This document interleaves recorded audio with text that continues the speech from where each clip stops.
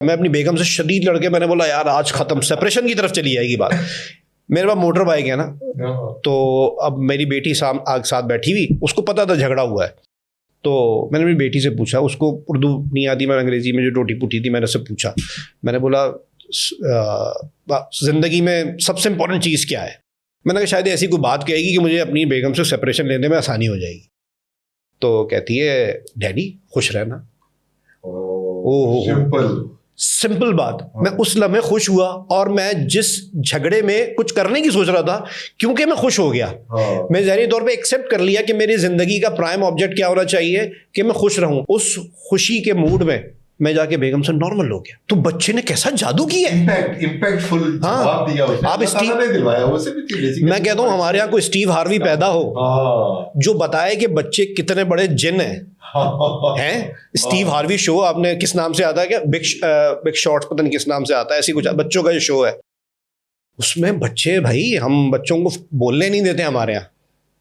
आपने बीच में जिक्र किया था अपने जो गुड बाय नोट में कि बहुत सारे रिश्ते बने और बहुत सारे रिश्ते टूटे, तो वो मैं पूछना चाहूंगा कौन से रिश्ते बने और कौन से रिश्ते टूटे करियर के दौरान? करियर के दौरान जब रिश्तों की बात होती है तो दिल की बात होती है, वो नहीं होती आपके कलीग्स हैं और वो हैं। रिश्ता तो दिल से ताल्लुक होता है उसका, और जीन से भी ताल्लुक होता है। हाँ।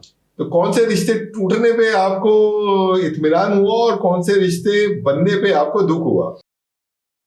रिश्ते टूटने और बनने इस इदारे की वजह से, जियो की वजह से। और यकीन कीजिए जब आप किसी अच्छे इदारे में अच्छी पोजीशन पे काम करते हैं ना, तो जो लोग आपकी इज्जत और मोहब्बत और ख्याल नहीं भी रखते वो भी रखना शुरू हो जाते हैं। और इसका अंदाज़ा जब होता है जब आप सालों बाद वो इदारा छोड़ते हैं और वही लोग पंछियों की तरह उड़ जाते हैं। वो तो ऑब्वियस है और फैक्ट है ये बिल्कुल। इसमें कोई ऐसी बुरा मानने वाली बात नहीं। चलते हुए सूरज को सलाम है। ऐसा ही है। मुझे रिसेंटली कुछ लोगों ने बोला यार आपने जियो छोड़ दिया, आप जियो में थे, स्क्रीन थी, वो ना XYZ। तो मैंने कहा सही है यार, आगे बढ़ने के लिए छोड़ दिया। लेकिन खैर आप उस स्पेसिफिकली उस डायलॉग, उस जुमले की बात कर रहे हैं, उसमें पर्सनल लेवल भी था और प्रोफेशनल लेवल पे भी बातें थी।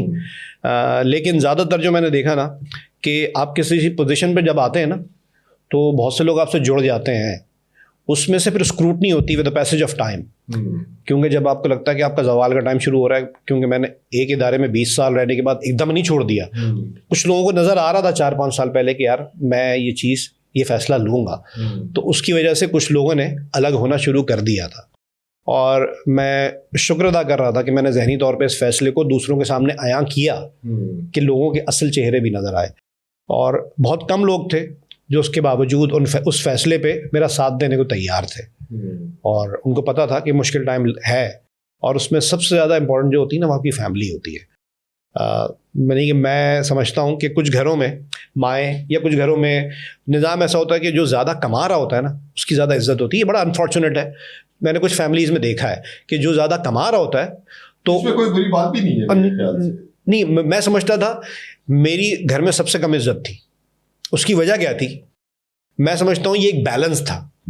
उस वक्त हम भाइयों में शायद सबसे ज़्यादा मैं कमा रहा था, लेकिन मेरी वालदा ने एक बैलेंस बनाया हुआ था है कि वालिदैन के लिए, माँ के लिए तो जो सबसे वीक लिंक होता है, वो सबसे ज्यादा इंपॉर्टेंस उसको देती है। बहुत माँ फर्क है ये बाकी दुनिया में और माँ में। मैं यही कहता हूँ, मैं उस बात को उस वक्त समझता नहीं था। मैंने कहा यार शायद मेरी बेइज्जती हो रही, दूसरे नंबर की औलाद की होती भी है, मैं सेकंड नंबर का, तो मैंने कहा शायद इस वजह से वो आपके अंदर ज्यादा होती होगी। हाँ, तो यकीन करें वो चीज़ सिर्फ मुझे अपने करीबी रिश्तों में ही मिली कि बावजूद इसके कि उनको पता था मैं चीज़ छोड़ दूंगा, वो लोग मज़ीद करीब हुए और मज़ीद मुझे कहा कि मेरे वालिद साहब ने कहा कि नहीं बेटा देख लो, कोई जज्बाती फैसला नहीं करना, लेकिन जैसा भी करो कोई मसला नहीं है। मेरे वालिद साहब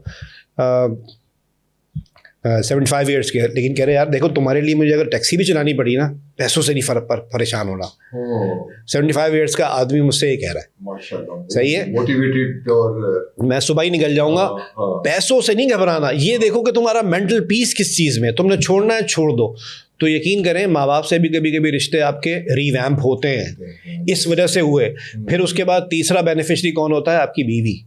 मेरी बीवी ने कहा कि जिस तरीके के ट्रॉमा में आप मुझे लगते हैं ना, आप ये छोड़ दें वरना आप मर जाएंगे।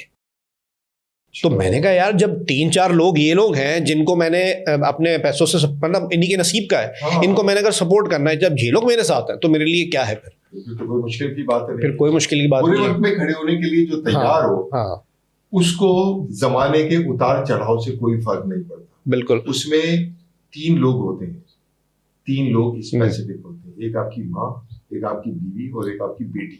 हाँ लौंडों को फर्क पड़ता है, लौंडे प्यार करते, इसका मतलब प्यार ये प्यार का में उसका नहीं है, बट एक फितरत है बिल्कुल। वो आपसे जब आप तकलीफ में होंगे वो उनका दिल तकलीफ में होगा।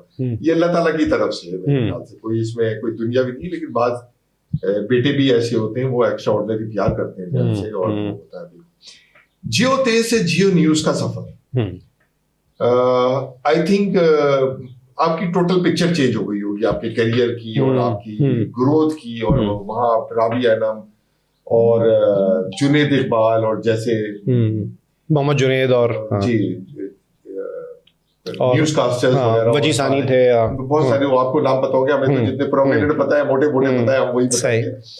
तो वो आपको कैसे लगा वो वाला सफर? उसके बाद आपको कोई रिग्रेट तो नहीं हुआ कि मैं लो प्रोफाइल ही काम करता रहता, यहाँ मैं कहाँ गया? क्योंकि जब आप बिगर फ्रेम पे आते हैं तो वहाँ की पॉलिटिक्स और वहाँ के प्रेशर्स और वहाँ का स्ट्रेस लेवल बिल्कुल डिफरेंट होता है, ज़्यादा कंपटीशन ज़्यादा होता है वो। जी हाँ, उस ट्रांजिशन का की पॉलिटिक्स ही तो थी, फिर 2024 में छोड़ दिया।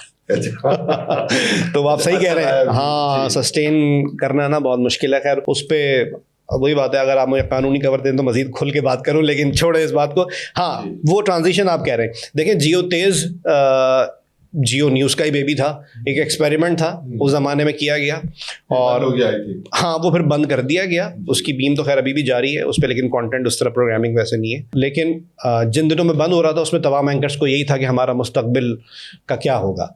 और मैं ये नहीं कह रहा कि मैं उसको फ़खरिया ये बता रहा हूँ, मुझे अपने बाकी साथियों की भी फिक्र थी, लेकिन मैं वाहिद आदमी था जियो तेज़ में जिसको बुलाकर बोला गया कि आप कल से जियो न्यूज़ में बैठेंगे। इस चीज़ के लिए लोग समझते होंगे कि जाके बोला होगा, कहा हो, सबको इंस्पायर किया जा रहा था। हम बाकी सबको उस मेरे बाद 2 एंकर्स और आए थे। सरवत वलीम थी जो अब शायद 92 न्यूज़ में प्रोग्राम करती हैं। हाँ वलीम, जिनको हम अक्सर विलियम पढ़ जाते थे। अच्छा, तो विलियम पढ़ते हैं।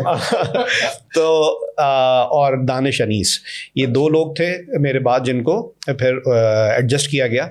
और नो डाउट मुझे बड़ा शौक था कि नहीं यार मैं जियो न्यूज़ पे जाऊं, क्योंकि जियो न्यूज़ पे कुछ अरसा खबरें पढ़ना वो आपको इतना फेशियल रिकग्निशन दे देता था जो जियो तेज पे जारी बात है नहीं था। लोग एक एक्सपेरिमेंट था उस दौर में, इस दौर में नहीं था। लेकिन वो बात आपकी सही है, बड़ी स्क्रीन पे सस्टेन करने के लिए जिस पॉलिटिक्स का सामना करना पड़ता है ना, वो हमारे यहाँ बात ये नहीं है कि बजाय तो आप खबरें ही नशर कर रहे हैं सामने बैठे हुए, बजाय तो कोई काम नहीं है उसमें। यकीन करें हमारा अच्छा हमारी वजह से अगर देखें तो नाज़रीन की, हाँ हमारा अच्छा टैलेंट मतलब परफॉर्म क्यों नहीं कर पाता, क्योंकि हमारे यहाँ ऐसी पोजीशंस पे काम करने के लिए ना मेरिट बहुत दूसरे किस्म का दरकार है, जिसका काम से कोई ताल्लुक